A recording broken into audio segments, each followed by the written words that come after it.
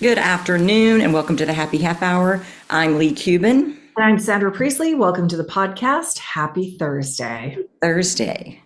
I am just drinking plain old water. I have a bit of a headache today to Ah, get rid of.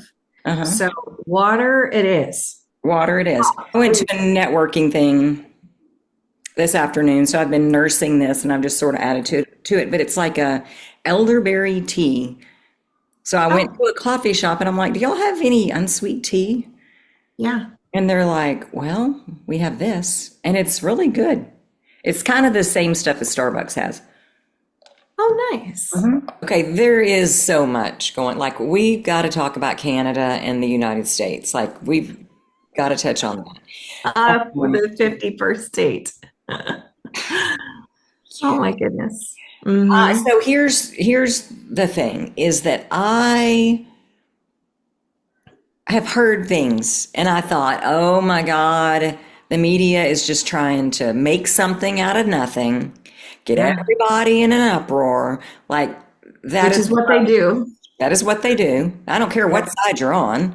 That's Yeah. what's going on. Yeah. And I don't watch the news anymore. I will read articles. Hmm. I will fact check things, but I don't sit and watch the news. Yeah. Besides the weather with Kristen Curry on KXAN for 15 minutes in the morning. That's generous. But I've been seeing all this stuff on Canada is up in arms and how the Canadians are coming together. Like they are bonding, like, fuck you. And Hmm. I'm like, okay, maybe there's something to this. And then one of the people that I like, he is a Republican that isn't a Republican in today's Republican politics. He's kind Hmm. of like, my party left me. I don't know Okay. people are. So I like him because he's balanced. Like, Yeah. Yeah. I mean, truly, I feel like in the middle, which is kind of where I feel like I am. I mean, I lean left, but he showed a video of Trump going on a 4 minute rant with his Fox people when they were fact checking him. And he's Okay. like, no, Canada is supposed to be the 51st state. And they are a nightmare to deal with. Canadians. Canadians. And I'm just listening to this going, are you fucking kidding me? I mean, Not entirely what we're known for. not Us. at all. I mean, I think y'all are kind of known as the nicest people on the planet. I mean, y'all were Yeah, like we say the sorry for things that we didn't do. Like that's us. That's what we're known for. Saying sorry for things we didn't do. Oh, yeah. I'm sorry. Like Y'all were just here helping put out wildfires. So, how are y'all doing over there? well, it's funny because I mean, again, I don't watch too much news, but I do feel one of the things that has happened out of this is this coming together. Now we do have, the liberals, the liberal side who are very pro-liberal, pro this government. And then the conservatives who are like, let's get the liberals out of power. They've been in for too many, like a decade. Hmm. And so we do see that online a lot, like, you know, but one of the things that has kind of emerged is this concept that we are Team Canada. Hmm. And I mean, I think every Canadian is going to love it. Like, just no Yeah. matter who implemented it, it feels so inclusive. It feels really good to be Team Canada. And what I see a lot of and happened, the first threat of tariffs was this concept of buy Canadian, and to like stay in Canada. Like there's so many beautiful places in Canada to vacation. Don't go to the United States. Don't travel outside. Keep all of your money inside. So, I mean, definitely that has kind of emerged. And it's kind of cool because a patriotic feel has sort of come Oh, out of yeah. it. And so, I mean, whatever, is being said, I think we're kind of like just hunkering down and just being proud Canadians, which I always have been. I've always had a Canadian flag on my social media. I've always shared Canadian products. I think we have some really amazing, cool products up here that, I mean, Lululemon, Sage, some of my favorites are Canadian products, but a lot of the times we're bringing stuff from the US and we're not really recognizing the really amazing products and companies that we have in Canada. And so, yeah, there are like, I'm in it's a Facebook group, and I think it's called Buy Canadian or something like that. There are Americans in this group. Yeah. I Yeah. love it so much. So everyone is kind of, sharing their favorite Canadian clothing companies, their favorite Canadian brands. If you go into a store, you'll see like French's mustard, which is Canadian, or French's ketchup. All of it is gone. And then you'll see Heinz. And everything is being like, there's Canadian flags on like all of the Canadian products. Yeah. A lot of the companies, a lot of the stores have Canadian flags distributed in Canada, but also made in Canada with Canadian products. And now we're seeing these black flags, black maple leaves that are on products, but it's just a marketing ploy. They're not Canadian. They're not made in Canadian or made in Canada.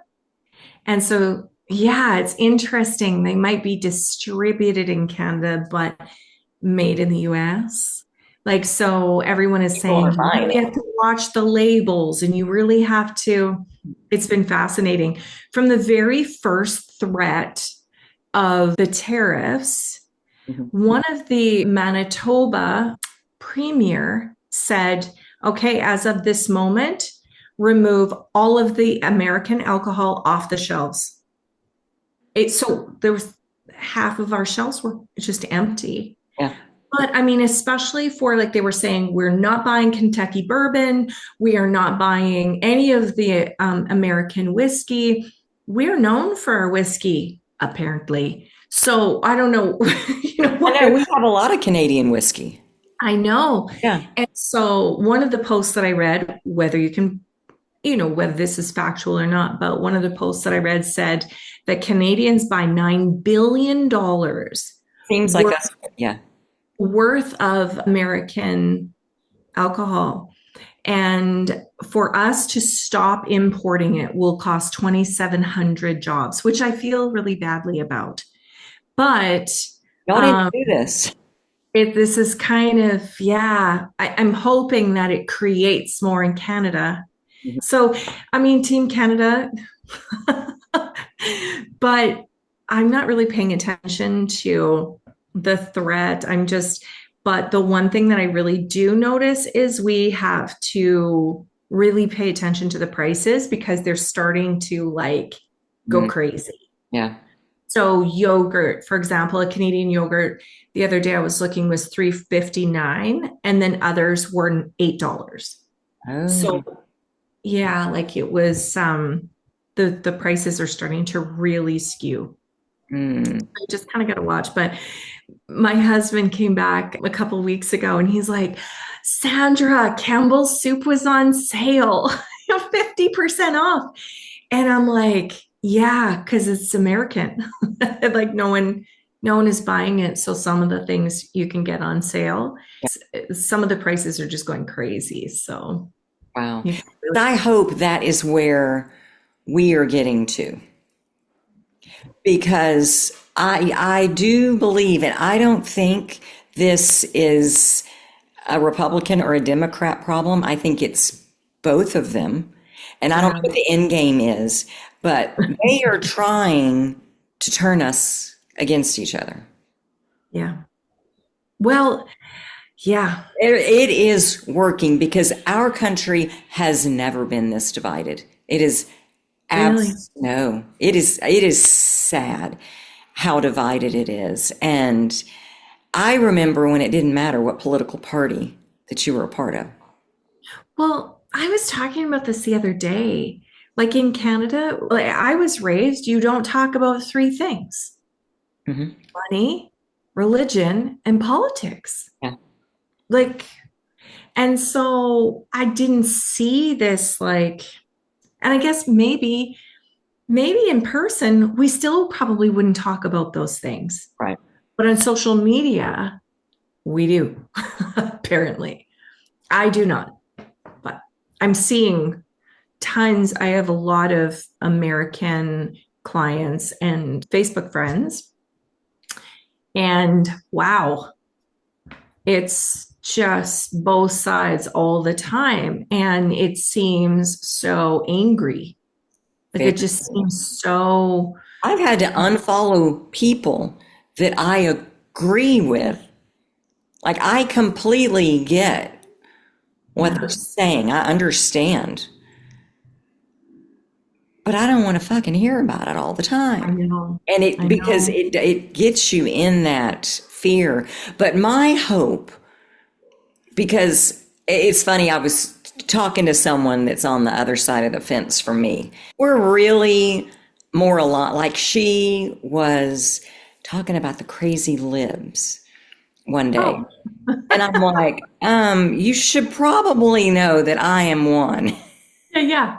And she said, oh, you are a liberal? And I said, well, I believe in human rights and that everyone should have equal rights, that we should love and take care, just that kind of general in that sense. So I agree with about Republicans and let's balance the budget, although they're not really doing that right now. But let's be fiscally responsible and like socially liberal. Like let's do that. Anyway, after talking, we think the same way. We believe in these same things, but we approach it Interesting. from two different angles. Yeah. And that is probably 90% of us. There are some extremes on both sides. The majority of us probably have much overlapping beliefs. Yeah. They don't want us to know that. True. And, they've got the Christians afraid of the baby killers and afraid of the brown people and the black people. And I shouldn't put that on Christians, but typically it's the Republicans that get completely wigged out by, and I'm generalizing, I know. And then the Democrats are afraid of the crazy Republicans and the Christian nationalists taking over. And it's like they've got us in so much fear Mm-hmm. from everybody that we have like divided ourselves and they're running amok Well, because even Canadians, right? Like all of a sudden if we're being painted as the most difficult people to work with, I mean, I guess we would come together and be very difficult if it was us losing our country. right, Like I yeah, probably we wouldn't say we're sorry. Like if like be a big fuss. because I think you'll see that's what's happening was we're banding together. And I cannot wait until we are there. I just hope we don't have to get on the brink of war to do so. Yeah. I think it's beautiful. I think it is absolutely Mhm. beautiful the way that you're responding. I hope enough of us are watching and can go, I want to do that. Well, and there was a junior hockey game and it was Americans versus Canadians, and it was in Ottawa, I believe, Toronto, Ottawa. And this was just at the beginning of the threats of the tariffs, or maybe tariffs were just about to be put on. And some of the Canadian fans were booing the American anthem. And so what happened was all of these Canadians coming together saying, we can do better. We can do better than that. We don't boo the anthem. Like I was shocked because that doesn't seem like a Canadian thing to do, like to boo an anthem. It just doesn't seem like a Canadian thing to do, no matter what the political climate is. And so it started to be this like discussion on like, we can do better. We can be classy. We don't need this sort of us versus them, but we can be pro us. Yeah. It's interesting because I've been having this conversation numerous times over the last probably 3 months. And I've been having a discussion about when you stand for something, it's always so much more respected and emotionally intelligent when you stand for something versus standing against something else. My son was talking about, he's a proud Canadian, and there were some demonstrations where people, immigrants that have been let into Canada, were burning the Canadian flag. And so he was really frustrated by this. And he wanted to speak out about this. And I said, you can speak for anything. So speak for the Canadian veterans and the military, because that's what he's really about. Like, you know, we have people that are risking our lives, and then we have people we're protecting, who are burning our flags, right? And so it was really this like conversation of, doesn't matter what really you're for, as long as it's like mostly pro peace at least, and for something. But it's when you go against something, it just never, and it just feels good. It doesn't feel good. Yeah. And I think that's why this movement is so, it feels so good, because it's not anti-American. Yeah. For the most part. I mean, there are some, but it's not. It's like celebration of Canada. And sometimes, you know, nothing brings people more together than a common enemy, they say. When 9/11 happened, Same thing. same thing. I've never seen, and I don't feel like we were really that divided before. Yeah. But that any division there went away. When 9/11 happened, I was working for the government of Canada. I was working in corrections as a parole officer, but we were on strike. And when 9/11 happened, the second that we were informed, all of the strike lines went down. We all went to work, and we were all just like in support. I mean, we weren't at risk, but it was a Canadian response to something that happened safety wise, and we all, like, everything dissolved and we all went to work. Perspective change like that. Yeah. So it feels nice, I would say, up in Canada, to be like seeing all of these new Canadian businesses rise up, or just businesses that were struggling, all of a sudden getting like a lot more orders. They're trying to source some of their products, like some of the items, they're trying to source them now in Canada, so that all of the items that they need to make their products are Canadian items, developed in Canada and distributed in Canada. Yeah, it's pretty cool. Love it.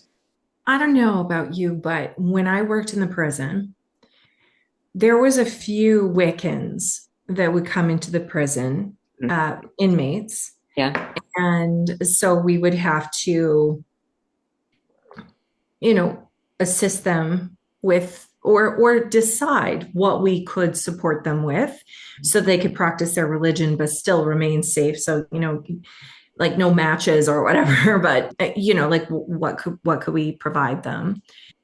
And I remember feeling very fearful. I think all of us felt very fearful of the Wiccan religion, but I didn't know anything about it. Right. It's just Just how you're thought born. Yeah. spells They're bad. were scary. Yeah. And anyone could put a spell on me, and then I would be, you know, like in agony or Right. and so I really had this belief. And then a friend of mine sent me some like moon, I don't know what it was, but it was like some cream for the full moon and some like hand cream for the new moon. And it was made by her friend, and her friend was a Wiccan. Mhm. And I thought, this, like, do I want this stuff? Mhm. What's interesting though is that what turned me was my very staunch Roman Catholic friend who is a teacher. And one year she taught religious studies in Mhm. her high school. And she said, Sandra, it's so interesting because we're a Catholic school, but we don't just teach about Catholicism. We teach about all of the religions. She said, I got to tell you, some of the Wiccan religion I love. Mhm. So that really put me on my heels because she is very, very strong in her Roman Interesting Catholicism. what studying religions will teach you. Yes. And so I thought, if she can open up, this can't be bad. Like I'm just thinking black magic, witches, and I mean, I know that it's kind of trendy. Everyone say that they're a witch and all of this stuff, right, on social media. But I was always fearful. And then I thought, wait a minute, maybe there's nothing to be fearful of. And so I kind of started, I feel like that was the moment where Don Miguel Ruiz Ah, talks about, where it's like, we have these agreements, and then all of a sudden something comes along to shift us. And now everything that we believed that was kind of like our core beliefs are now being questioned, and that will fuck you up. and that is where I sit right now. And I Yes. will say we were in New Orleans for our anniversary 2 years ago.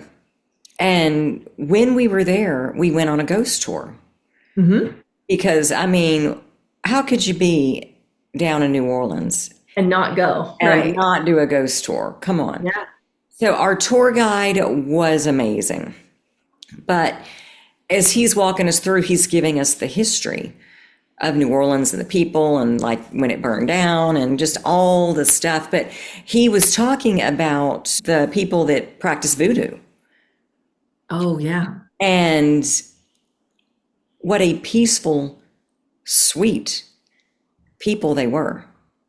But Wow. but they got called witches and they're going to do this voodoo stuff to you to create fear so that people would not want them there. Oh, it, interesting. it's the same thing as what's going on Yeah. all around us. Anything that will scare people. Yeah. And you start talking about some black magic and some witches, Mhm. they got warts on their nose and pointy hats and they fly I on know. brooms and shit. It's so interesting because one of the women that I had met through the International Feng Shui Guild, Mhm. she has a huge following on her social media. She's always posting, feng shui tips. She does this sort of energetic clearing where she'll like clear your house from a distance energetically of anything that, is in there. Um, and she's constantly posting these things where it's like to bring in money. And people used to send this to me. Oh my gosh, you didn't tell me. This is amazing. I'm like, this isn't feng shui that I know. This is if you go on Pinterest, you'll see the same like money, you know, light a green candle with all of these things around it. It's a Wiccan I was just going to say spell. that's Wiccan. It's a Wiccan spell. Yeah. But she's not really saying that it's feng shui, but she's saying to bring in money, this is what you do. To bring in love, this is what you do. So I'm watching this and people are thinking this is feng shui, but it is so fucking not. It's absolutely these Wiccan spells. Does it work? Probably. Yeah. Because you believe that it works, right? But Yeah. so interesting because I think this is how we get sort of confused, right? Like, I mean, to be honest, when you look at her Wiccan stuff, I'm thinking, how's that different from feng shui? Right. Right. I mean, the link with tokens, what's the difference? Yeah. I guess those women at the elementary school weren't so wrong about me. right. Like, They saw it in me. yeah, they could see. But it's a weird spot. It feels really strange when all of a sudden things that you believe at your core, even though it's like you haven't really questioned them before, it's like a belief that's sitting in your subconscious mind or your unconscious mind completely. Yeah. And all of a sudden you see something or are told something, learned something that seems to go against it. It is a weird, unsettling feeling. And it's hard to understand, but I think it's just like renegotiating those agreements that we've made so many years ago as a kid. But it's interesting because I feel like I left all that behind. I mean, I have a lot of trauma from the church. Yeah. And when I had the pastor say, you accept everything in the Bible, Old Testament, New Testament, you accept it all, or you dismiss the whole thing because you can't be a cafeteria Christian. It's all or nothing. And I had never had it put to me that way before. Interesting. And I sat in this same class because we were like group leaders for this class, did it every year. I mean, it's like a 9-month class. Yeah. But on this last year, I heard him for the first time say those words.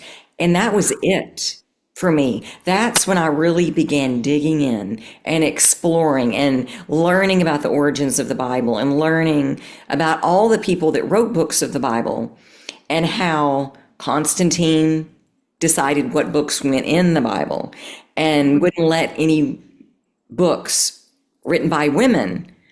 They couldn't be in the Bible. Oh. And as I began to go down this road and explore and learn about different religions, and I thought I had wrapped all of this up. And it wasn't until reading this book, just trying to really understand a different perspective, that it's like I realized how much is still in that subconscious space that I didn't even know. Because I thought because you haven't questioned it to this point. Not to this level. Right. So it's like we can question, like when all of a sudden something comes up and we question it, then we can discard it or not. But that is what's shocking sometimes is like we think we've dealt with it. Like, right. We think, okay, I've walked away from the church. I know what I believe. I know. And then all of a sudden something comes along that you think, whoa, where did that belief come from? I guess I have more to work on. It's like layers of an onion, right? Yeah, so fascinating. But I had the same experience where I was like, no, I'm scared of the Wiccan religion. Yeah. But like, I didn't know anything about it. Where did that come from? Right. Yeah. I'd never learned about it. I'd never like all it was But like, we're sort of taught mhm. there are witches and they're bad and these voodoo Yeah, people. And these messages, like you see witches yeah. depicted as hideous beasts that put spells on people and like, well, But that's maybe not they're what it just is. people who are just more connected, right? More aware, more connected. I mean, Yeah. if I think like you and I, we can both go into a home and feel the energy. Yeah. How is that much different? It's not. It's It's not. not, it's not. But thank you, Okay. Sandra, so much. So And fun. thank you guys for joining us. We'll see you next Thursday on the Happy Half Hour. Bye.